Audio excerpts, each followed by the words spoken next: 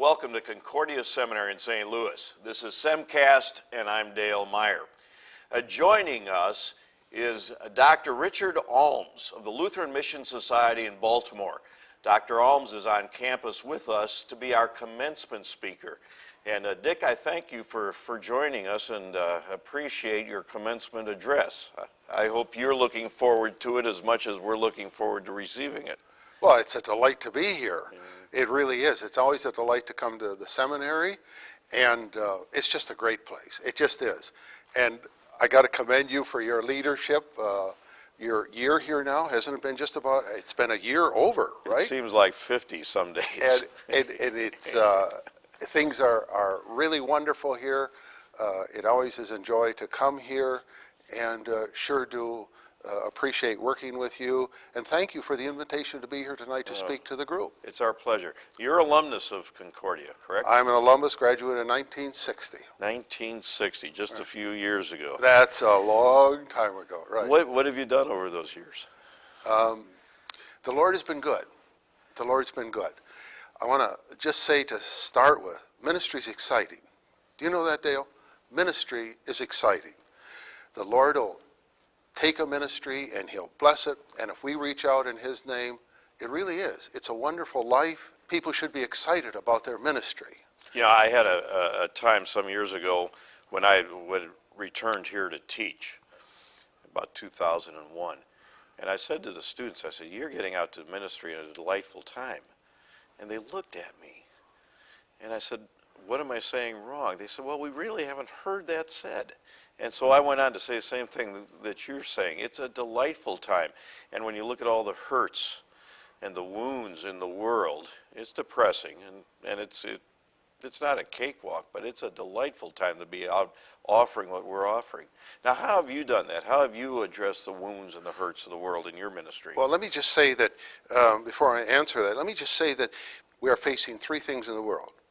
We're facing exciting life, we're facing a changing society, and we're facing a society that has many fears, all three. And that's where the ministry gets exciting, is because we can confront that, and we can say to people, do you want to know where your peace comes from, your strength comes from, where your hope comes from for life? It comes from the Lord. And we need to be brave about that. We don't need to be timid. We don't need timid clergy. We don't need timid people in the church. What we need is exciting people in the church who are excited about the ministry, who are excited about the gospel, who are excited about reaching out. Let me just tell you a little bit about my background, kind of an interesting background. I'm kind of circuitous, like a little boy going out to get a newspaper from the mailbox. You know, he doesn't always go in a straight route. Well, I kind of went out in a circuitous route, and I really started out by going to Concordia College. It was really then Concordia Academy in St. Paul, Minnesota, because I wanted to play football. And the way to get into the University of Minnesota to play football was to go to an academy. And you either had to go to the military academy, to the Roman Catholic Academy, or to the Lutheran Academy. Those were three of the ways to get in. And so I went to the Lutheran Academy, and I was going to play football at the University of Minnesota. I had had some offers, or at least some invitations to come. Well, I got to St. Paul, to Concordia Academy, off from a farm, and I guess they liked the size, my size at that point, and they thought, you can probably, you know, do something. So anyway, I went there, but in my last year of high school, I got injured, and I couldn't go on. And the question was then, what was I going to do? And there I was at St. Paul and at Concordia College, and the question was, where was I going to go? And I had two big decisions. Either I was going to go into medicine, or I was just going to keep following the system of the Concordias to finish at Concordia College and then go on to the seminary, which I did. But I basically knew all along that I really was not interested in all my life serving in a congregation. I really wanted to be in the helping profession. So what I did was, after I finished at the seminary, I pursued a career or studies in psychology. And that was back in the 1970s, and there weren't too many places on the East Coast, because that's where I went, to Baltimore, Maryland, to take a congregation. There weren't too many places that you could go to get just a peer degree in psychology. So it's interesting to me that when you talked earlier about a great time to be in the ministry, that's not just a pastor talking, that's also a pastor plus a psychologist talking. You're speaking as an expert. Well, I don't know if I'm an expert.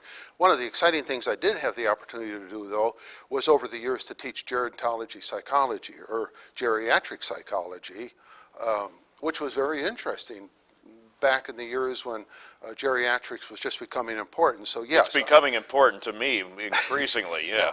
so I did have the opportunity to work both as a psychologist and as a pastor while I was serving in the congregation, while I was serving at the Mission Society. I was doing both. And it was fascinating because people would come to me, or they would call me up on the phone and they'd say, now we want to talk to the psychologist, we don't want to talk to the pastor. And I would say to them, how can you separate that?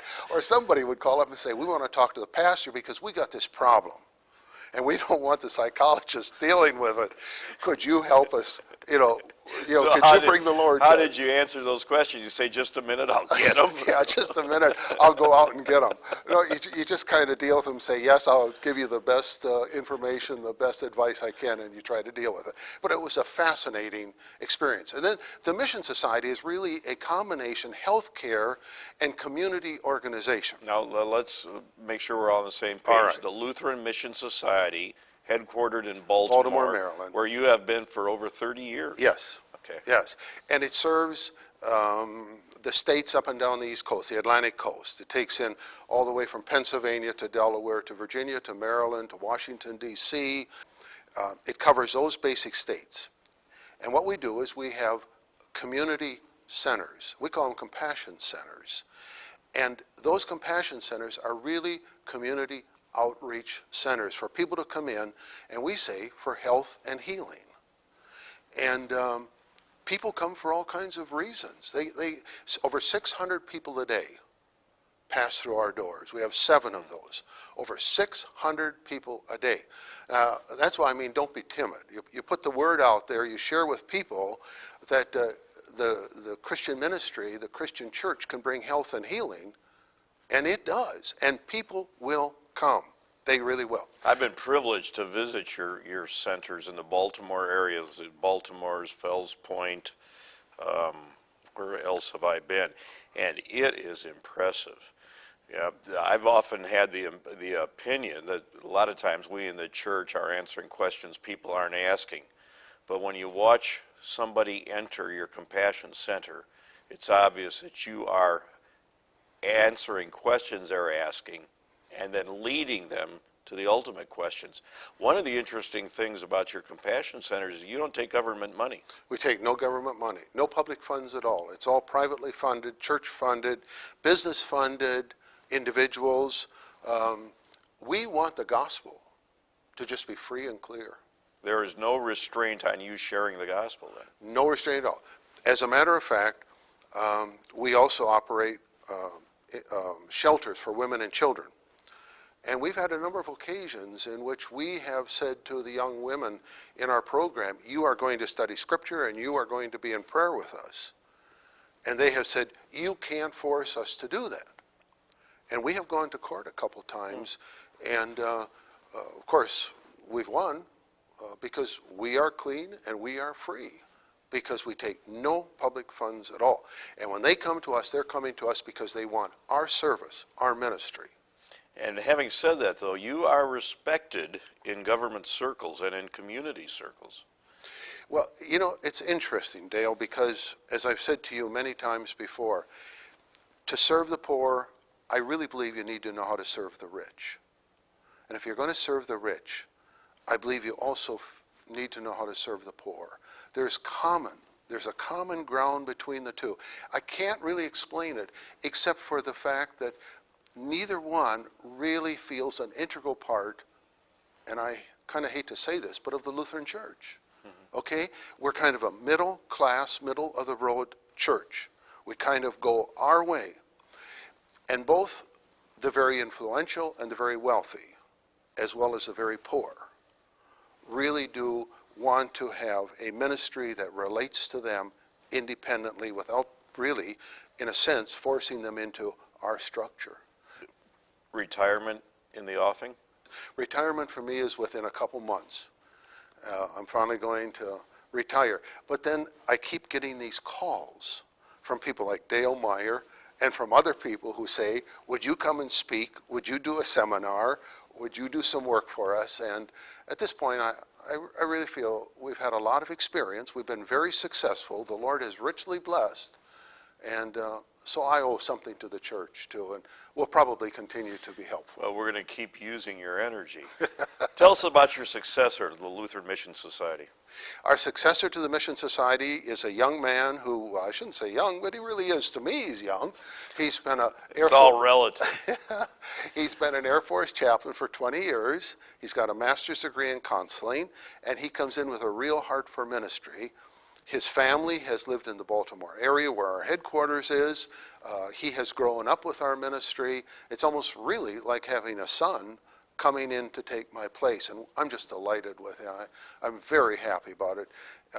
It's a big change going from the military into a private sector ministry, but I know he's going to do wonderful. And his name is? David Mack. David Mack. Well, David Mack. We look forward to cooperating with him, the seminary and the Mission Society, the same way we have cooperated and will continue to cooperate. One of the questions I like to ask on these semcasts is for advice. Where do you think Concordia Seminary, your alma mater, needs to go in the future as we form pastors and deaconesses for the church? What are some things you'd like to see us lift up? First of all, I think you're doing a fantastic job. I said it before, the seminary is a wonderful place. It's where most all of us have gotten our roots, that formed our roots. The second thing is I commend you for the leadership that you're bringing to it, because I think in the very fact that you invited me in to speak tonight is beginning to open the seminary to what I consider a direction the seminary really would benefit from going, and that is into more church and the world, to reach out into the world so that pastors coming out, I'm back to this not being timid again, but reaching out into their communities, being able to communicate, relate with their communities, to get out into the world where people in the world, you said before, people are hurting, they're sad, they've got problems. This is true across the board. It isn't just true with poor people, it's true across the board. And the church could, I think, really be blessed, and the church could bring a blessing to folks if they would be more involved in reaching out away from a given congregation, but can be concerned about the community around them. Well, that's good advice, and I think we want to do that. Yes. Your presence here is very much appreciated. Your wife Eileen has come with you. She is here. Thank you. You have 3 children, 3 sons? We have 3 sons, yes. And what did they turn out to be? Well, we're pretty, well, first of all, let me say, they all walk with the Lord. Okay. And that makes us really feel very, should I say proud? We just feel good about that, because the Lord has richly blessed our family. And the oldest son is with the federal government.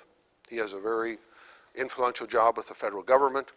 The second son is an attorney with an MBA and is very much involved in community work and very active in his church. And the third son is both a physician and a researcher. He has both his MD and his PhD. Wow. Grandchildren? 6 grandchildren, all daughters, trying to figure out how to have a boy like you just had. My first grandchild. Your first is a boy, grandchild, yeah. You had a son. And we're hoping that yet we may have a grandson. Well, I wish you well. We look forward to the birth reports from the Washington, Baltimore area. Thank you so much, Dick Alms, Dr. Richard Alms, for coming to Concordia Seminary, for our commencement address this evening, and for being on the Semcast. And thanks to you for joining us. I want to encourage you to view other Semcasts that are available at our Concordia Seminary website. That's www.csl.edu, and just look under the resources link and you can find a host of Semcasts that can benefit you personally and your congregational activity and your community involvement. So thanks for joining us. I hope to see you again.